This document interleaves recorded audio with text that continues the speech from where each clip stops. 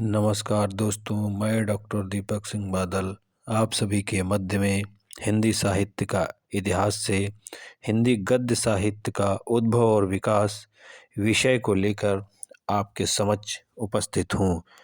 तो आइए शुरुआत करते हैं आज के महत्वपूर्ण सेशन की। प्रश्न संख्या 1। निम्नलिखित में से कौन सा आधुनिक काल का नाम नहीं माना जाता है? विकल्प ए गद्य काल, बी वर्तमान काल, सी आधुनिक काल, डी नवीन काल। तो गद्य काल, वर्तमान काल, आधुनिक काल, ये सभी नाम जो है आधुनिक काल के माने जाते हैं, लेकिन नवीन काल आधुनिक काल का कोई भी नाम नहीं है। अगला, आचार्य रामचंद्र शुक्ल ने आधुनिक काल की कालावधि मानी है। विकल्प ए सन 1850 से अब तक, बी सन 1855 से अब तक, सी 1843 से अब तक, डी इनमें से कोई नहीं। तो आचार्य रामचंद्र शुक्ल जी ने सन 1843 ईस्वी से अब तक आधुनिक काल की समयावधि मानी है। अगला, हिंदी गद्य साहित्य का प्राचीन रूप किस रचना में मिलता है? विकल्प ए श्रृंगार रसमंडन, बी रामायण, सी पृथ्वीराज रासो, डी इनमें से कोई नहीं। तो हिंदी गद्य साहित्य का प्राचीन रूप जिस रचना में मिलता है वो है श्रृंगार रस मंडन। अगला, हिंदी भाषा की उपभाषाएं हैं। विकल्प ए 7, बी 8, सी 5, डी 9। तो हिंदी की जो उपभाषाएं मानी गई है उनकी संख्या है 5। अगला, निम्नलिखित में से कौन सा गद्य का प्राचीनतम रूप नहीं है? विकल्प ए राजस्थानी गद्य, बी ब्रजभाषा गद्य, सी बिहारी गद्य, डी खड़ी बोली गद्य। तो गद्य के प्राचीन रूपों में राजस्थानी गद्य मिलता है, ब्रजभाषा गद्य मिलता है, खड़ी बोली गद्य मिलता है, लेकिन बिहारी गद्य इस प्रकार का कोई भी विभाजन नहीं है। राजस्थानी गद्य रचनाएं किस शताब्दी से प्रारंभ होती हैं? विकल्प ए 13वीं, बी 14वीं, सी 12वीं, डी 15वीं। तो राजस्थानी गद्य की रचनाएं जिस शताब्दी से प्रारंभ होती है वो है 13वीं शताब्दी। निम्नलिखित में से कौन मुनिजिन विजय की रचना नहीं है? विकल्प ए आराधना, बी वंशावली, सी अतियार, डी बालन शिक्षा। तो आराधना, अतियार, बालन शिक्षा ये सभी रचनाएं मुनिजिन विजय की हैं, लेकिन वंशावली इनकी रचना नहीं है। श्रृंगार रस मंडन के रचनाकार हैं। विकल्प ए विट्ठलनाथ, बी वल्लभाचार्य, सी नाभादास, डी गोकुलनाथ।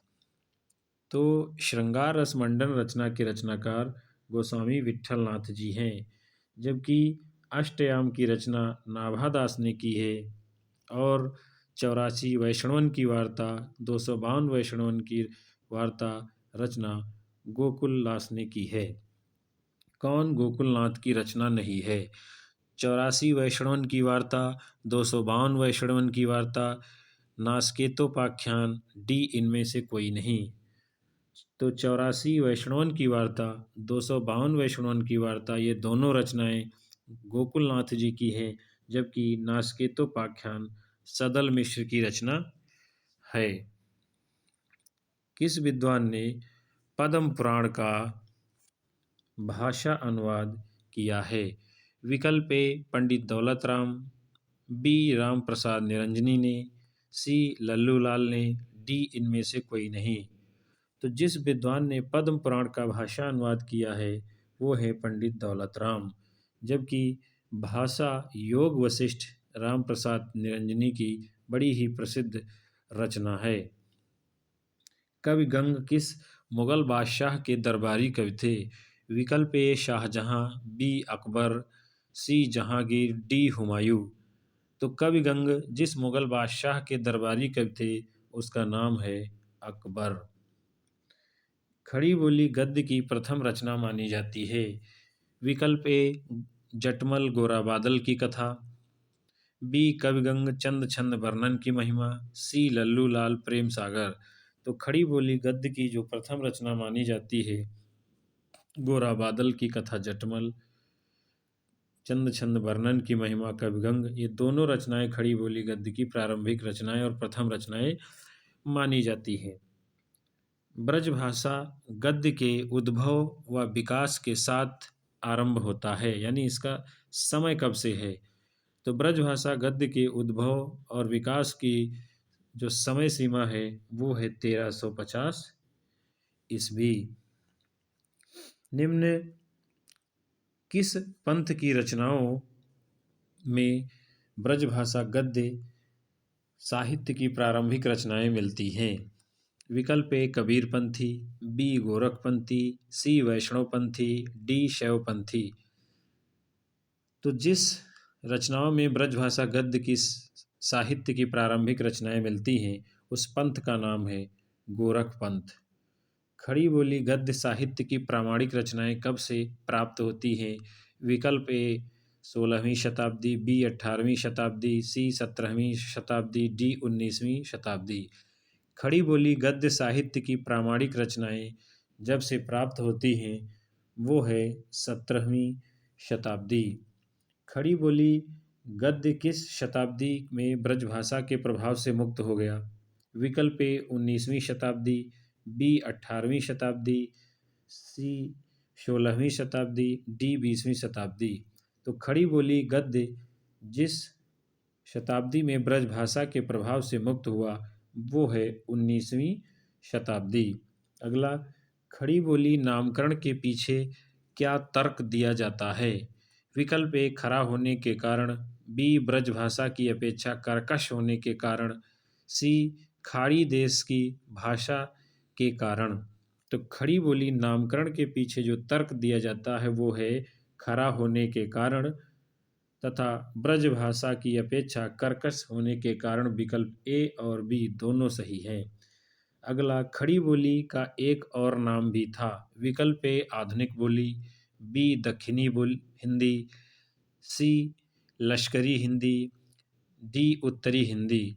तो खड़ी बोली का एक और जो नाम था वो है दक्षिणी हिंदी। निम्न में कौन खड़ी बोली गद्य का प्रारंभिक उन्नायक नहीं है? विकल्प ए सुखलाल, बी इंसाअल्लाह खां, सी लल्लू लाल, डी नाभादास। तो खड़ी बोली गद्य के जो प्रारंभिक उन्नायक हैं सदा सुखलाल जी हैं, इंसाअल्लाह खां हैं, लल्लू लाल हैं, लेकिन नाभादास नहीं हैं। नाभादास की अष्टयाम बड़ी ही प्रसिद्ध रचना है।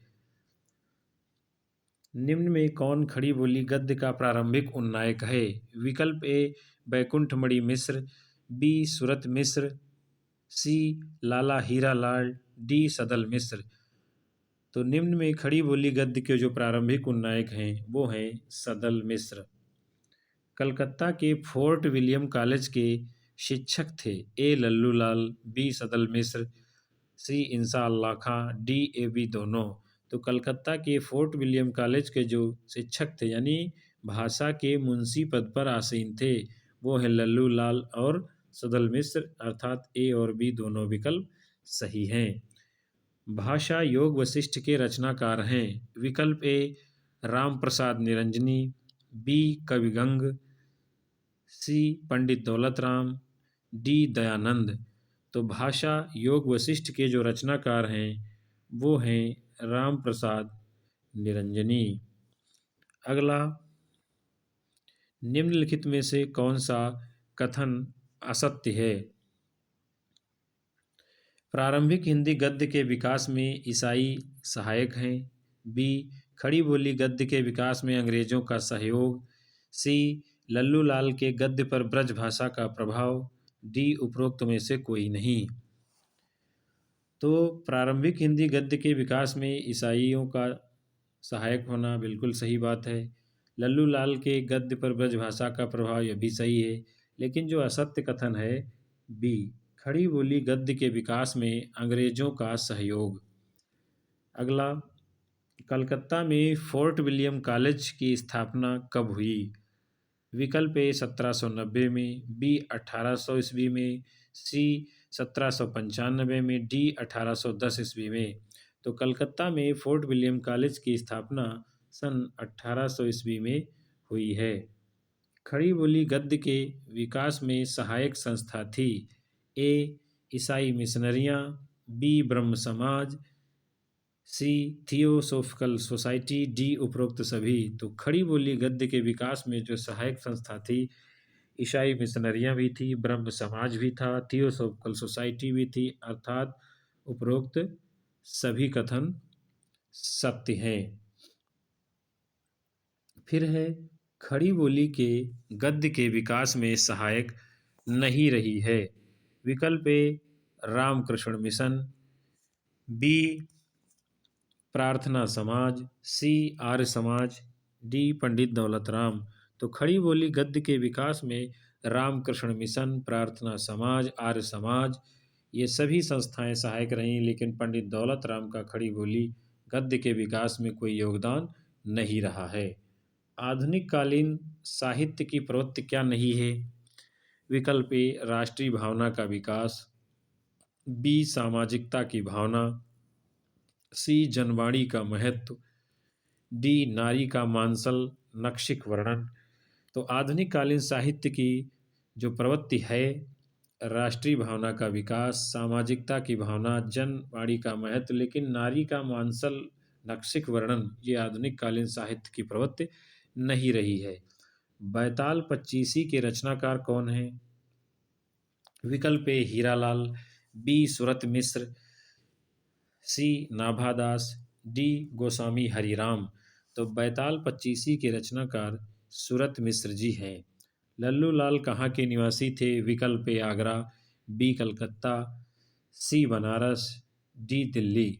तो लल्लू लाल आगरा के निवासी थे। मुंशी सदा सुखलाल कहाँ के निवासी थे? विकल्प ए कलकत्ता, बी आगरा, सी दिल्ली, डी बनारस। तो मुंशी सदा सुखलाल दिल्ली के निवासी थे।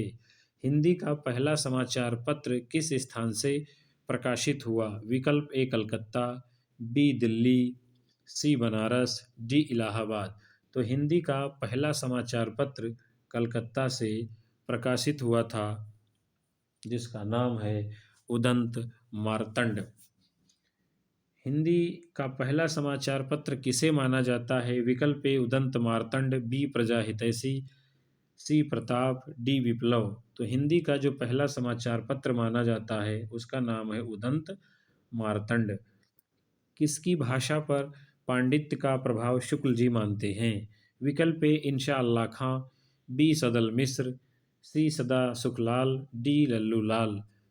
तो आचार्य शुक्ल जी भाषा का प्रभाव सदा सुखलाल पर मानते हैं। भाषा पर पांडित्य सदा सुखलाल को मानते हैं।